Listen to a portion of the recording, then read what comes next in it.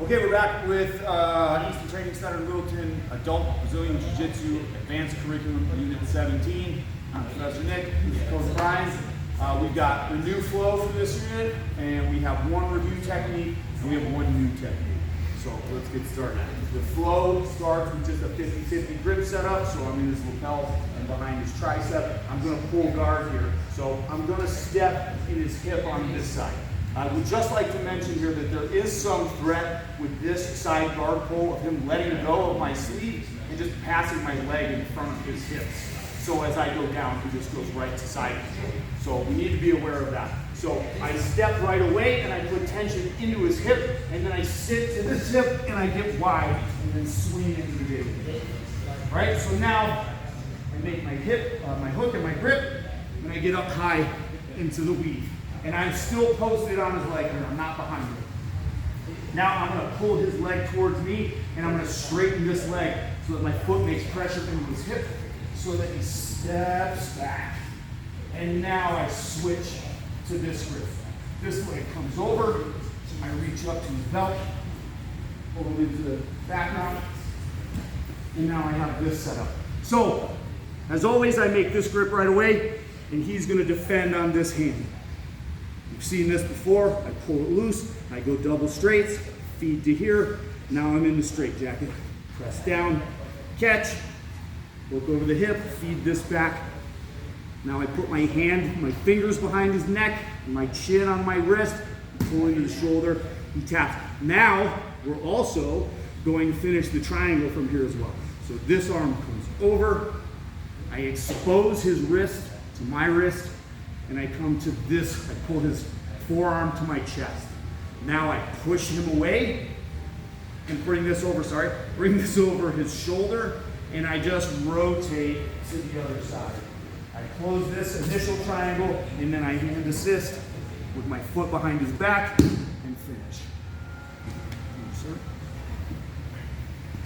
Good. All right. So back to the baby bolo. So that's the one we just saw right there, but I want to rep this out a number of times this week, or this unit as well. So we're going to go to the de la diva. Let's actually start nice and square here. I'm going to step off of this foot on his leg and get up on my left shoulder and weave this through. I'll work this foot up his hip too. If it's not high enough, I can't get enough pressure to force him to step back. A lot of times he steps back for me, so that's really what I'm hoping for. He takes a step back, I grab his pants. I keep this grip here, and I bring this leg over. I can also come underneath, but if I have a gi, I like to go over. If it's no gi, I tend to go under. Now, if I need to, I can hop my butt around his heel, and then I bail on the sleeve grip and grab his belt. Push, pull. We come to the back.